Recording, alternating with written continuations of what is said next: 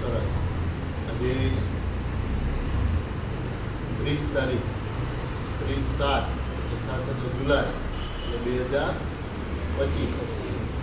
ગઈકાલે આપણે 17મા અધ્યાયના 3જા અને 4થા શ્લોક વિશે થોડી ચર્ચા કરી હતી.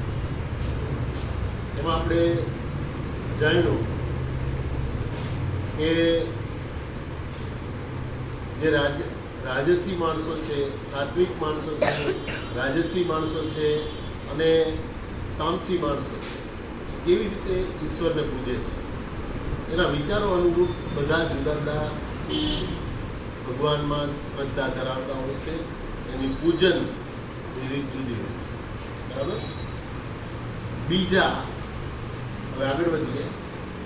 બીજા જે માણસો શાસ્ત્ર વિધિ વિનાનું માત્ર મનમાન્યું, પોતાની મનમાં ઈચ્છા પડે એવું માત્ર મનમાન્યું ઘોર તપ આચરે છે તથા દંભ અને અહંકારથી ભરેલા તેમજ કામના, આસક્તિ અને બળના અભિમાનથી પણ ભરેલા છે. આવા લોકો છે એમાં આટલી બધી ખામીઓ છે. દંભ હોય, ખોટો દંભ, એવું કાંઈ હોય નહીં, પણ મોટું બનવાનો પ્રયાસ એવું પણ થાય. દંભ કરતા એવું કાંઈક વિશેષ છે, મારામાં શક્તિ છે એવું એને દંભ હોય, કાંઈ હોય નહીં. બરાબર. અહંકાર, અભિમાન મારા જેવું તો કોઈ નથી, એવું અહંકારથી ભરેલા હોય. બરાબર. તથા જેઓ શરીર રૂપે ભૂત સમુદાયને અને અંતઃકરણમાં રહેલા મુજ પરમાત્માને પણ ખુશ કરનાર છે, એ અજ્ઞાની અને તું આસુરી સ્વભાવના જાણ. જે લોકો ભૂત સમુદાય એટલે આપણે કીધું કે તામસી લોકો છે, એને સારા સંસ્કાર નથી, ગુણ નથી, એનામાં કંઈ જાગૃતિ નથી, એને કોઈ જાગૃત કર્યા નથી, એવા લોકો, અજ્ઞાની લોકો. બરાબર. અને એવા અજ્ઞાની લોકોની અંદર પણ આત્મા છે, ઈશ્વર એનામાં પણ બિરાજમાન છે, પણ એ અવગણના કરે છે. એટલે એને પણ એવા લોકોને તું આસુરી સ્વભાવના સમજ એમ કહેવાય. માણસો ભોજન પણ પોતાની રીતે કરે છે. જેવો સ્વભાવ હોય એવું ભોજન પણ કરે. ભોજનમાં પણ એનો પ્રકાર એવો છે. ભોજન પણ સૌને પોતપોતાના સ્વભાવ અનુસાર. હવે અહીંયા ધ્યાન હોવું જોઈએ બધાનું. બધા ભોજન પણ પોતાની રીતે લે છે. ભોજન વ્યવસ્થા પણ ઈશ્વરને જેમ જુદી જુદી રીતે ભજે છે, ભોજન પણ સૌ પોતપોતાના સ્વભાવ અનુસાર 3 પ્રકારનું ગમતું હોય છે. અને એ જ રીતે યજ્ઞ, તપ અને દાન પણ 3 પ્રકારના હોય. યજ્ઞ 3 પ્રકારના હોય, દાન પણ 3 પ્રકારના હોય, તપ કરો તો તપ પણ 3 પ્રકારના હોય. બરાબર. એમના આ જુદા જુદા ભેદને તું મારી પાસેથી સાંભળ. હવે ભગવાન આ બધાના ભેદ છે એ અર્જુનને સંભળાવે છે. એમના આ બધા જુદા જુદા ભેદ છે એ તું મારી પાસેથી સાંભળ. આયુષ્ય એટલે ઉંમર. કેટલાયનું આયુષ્ય વધારે હોય, કેટલાયનું ટૂંકું હોય. શરીરની બહુ કાળજી ન રાખે, કસરત ન કરે, વ્યસન કરે, શરીરને નુકસાન થાય એવા પદાર્થો લે, આયુષ્ય ઘટે કે ન ઘટે? આયુષ્ય, બુદ્ધિ, તમારી અંદર બુદ્ધિ રહેલી હોય એ બુદ્ધિ. બરાબર. બળ, આપણા શરીરમાં બળ હોય. આરોગ્ય, સુખ અને પ્રાપ્તિ વધારનારા, આટલું આપણા શરીરમાં વધે એવું શું? તો કે આયુષ્ય, બુદ્ધિ, બળ, આરોગ્ય, સુખ અને પ્રીતિ વધારનાર, રસયુક્ત, રસવાળા, સ્નિગ્ધ, સ્થિર રહેનારા અને સ્વાભાવિક રીતે મનને ગમે એવા આહાર એટલે કે ભોજન કરવાના પદાર્થો સાત્વિક માણસોને ગમતા હોય. સાત્વિક માણસો હોય એને આવું ભોજન ગમે, જે આપણામાં શરીરમાં શું વધારો કરે, સુધારો કરે. બરાબર? આયુષ્ય વધારે, આપણું બુદ્ધિ વધે, બળ વધે, આરોગ્ય પ્રાપ્ત થાય, સુખ પ્રાપ્ત કરી શકીએ, પ્રીતિ વધે. બરાબર? તો આ બધું જે સાત્વિક લોકો છે, સત્વ ગુણવાળા, એ આવો ખોરાક લે. બરાબર? હવે બીજા કડવા પદાર્થ હોય, ખાટા, ખારા, ઘણા ગરમ, તીખા, ભૂંજેલા,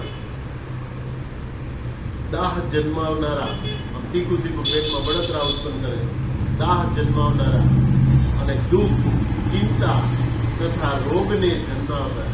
અને જે આવા ખોરાક લઈએ આપણે, દુઃખ થાય, ચિંતા થાય, રોગને જન્મ આપે.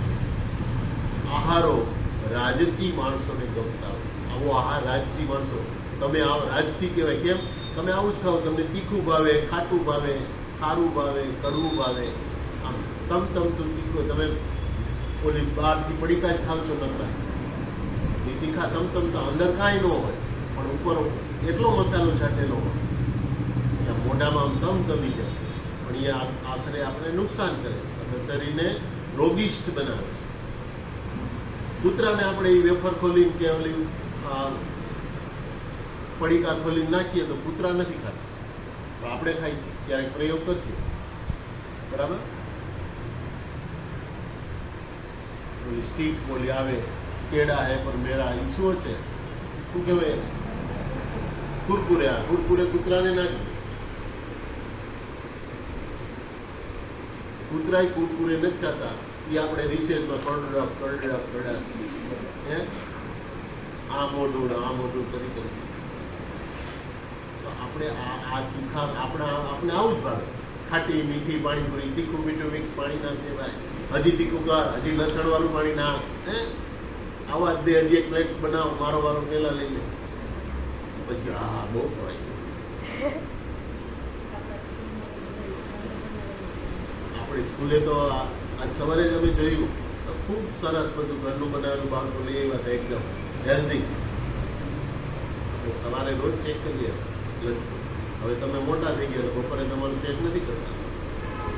આપણે ટાઈમ ટેબલ આપેલું છે, ટાઈમ ટેબલ મુજબ ઘરનું બનાવીને લાવો. અને એ ટાઈમ ટેબલ એવું બનાવેલું છે ડૉક્ટરે જે માર્ગદર્શન હેઠળ કે ભાઈ સોમવારે આ વસ્તુ બાળક લે, મંગળ, બુધ, ગુરુ, રોજનું અલગ ટાઈમ ટેબલ. એનાથી શું થાય કે બાળકના શરીરમાં એક વિટામિનની ઉણપ ન રહે, કોઈ પણ પ્રોટીન કે જે કાંઈ જરૂર હોય એ વિદ્યુત તત્વો એમાંથી મળી જાય. તો તમે પણ એ ટાઈમ ટેબલને ફોલો થાય તો કરવાનો પ્રયત્ન કરજો. પ્રયત્ન કરશો એટલે થવા મળશે. બરાબર? પણ બહારના પડીકા તો લેતા જ નહીં. ઘરે જ તમારે કહેવાનું કે મને ઘરનું કરી છેલ્લી બાકી રોટલી શાક લઈ આવવું એવું લાગે, પણ લઈ આવવું તંદુરસ્ત. આપણે ઉપરનું પહેલું છે ને એમાં આપણે બધા વિદ્યાર્થી આવી જવા જોઈએ. બરાબર? હવે ઓલા છેલ્લા આ વચ્ચેના તમે ત્યાં હવે છેલ્લા કેવું થાય છે? જે અડધું પાકેલું, બરાબર, અને અડધું કાચું, સુકાઈ ગયેલા રસનું સ્વભાવે દુર્ગંધ આવે એવું, વાસી અને એઠું તથા જે અપવિત્ર છે. વાસી ખોરાક ખાવો, કાલે બનાવી આજે ખાય, કોકે ખાધેલું એ ખાય, અપવિત્ર થઈ ગયેલું, બગડેલું અથવા ખરાબ થઈ ગયું છે, ફૂગવાળું બની ગયું છે એવું ખાય, અડધું પાકું ને અડધું કાચું એવું ખાય. બરાબર? તથા જે અપવિત્ર પણ, અપવિત્ર એટલે માંસ, ઈંડા, એવા હિંસામય. માંસ અને ઈંડા હિંસામય શા માટે કહેવાય? કે માંસ છે એ કોઈ પ્રાણીનું હોય, પ્રાણીને મારીને એનું માંસ આવે. તો આપણે માંસ વેચાતું હોય એ પ્રાણીઓને મારી નાખવા એનું માંસ હિંસા થઈ. ઈંડા ખાતા હોય તો ઈંડામાંથી જેનું ઈંડું હોય એ જન્મમાં એ પક્ષીનો જન્મ થવાનો, એ બદલે તમે ઈંડા ખાવ તો હિંસક થઈ જાય. તો તમસી પ્રકારના લોકો છે, રાક્ષસી વૃત્તિના, એ આ બધું આવું ખાતા. આને અપવિત્ર ભોજન કહેવાય. બરાબર? દારૂ પીતા હોય,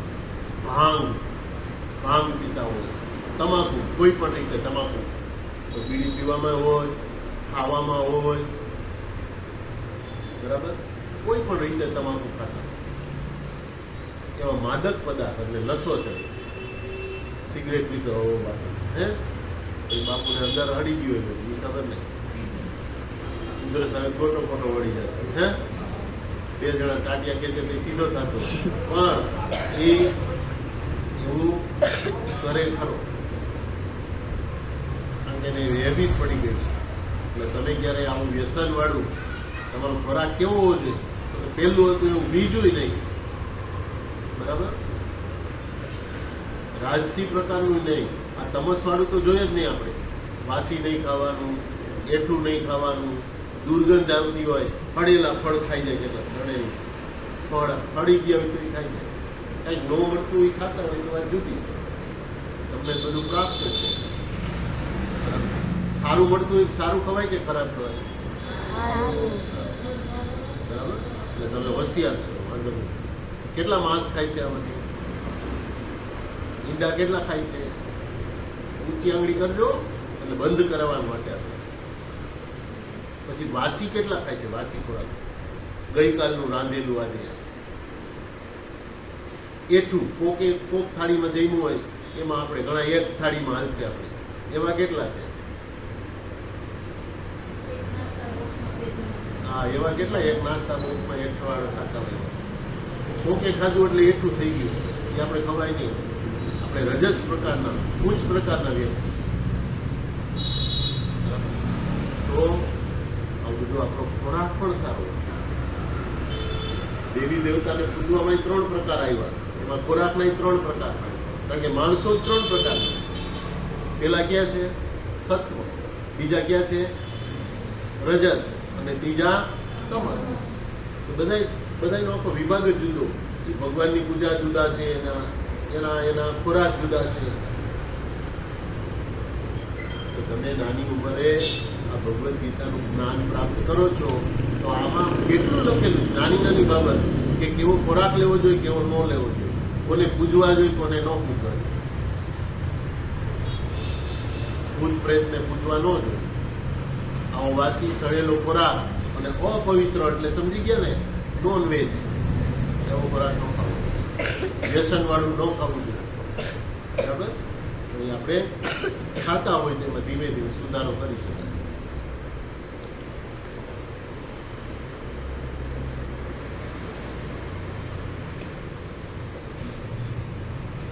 પણ હે ભરત શ્રેષ્ઠ, કેવળ દંભ આચરવા ખાતર અથવા ફળ પ્રત્યે લક્ષ્ય રાખીને જે યજ્ઞ કરાય છે એ યજ્ઞને તું રાજસ જાણ.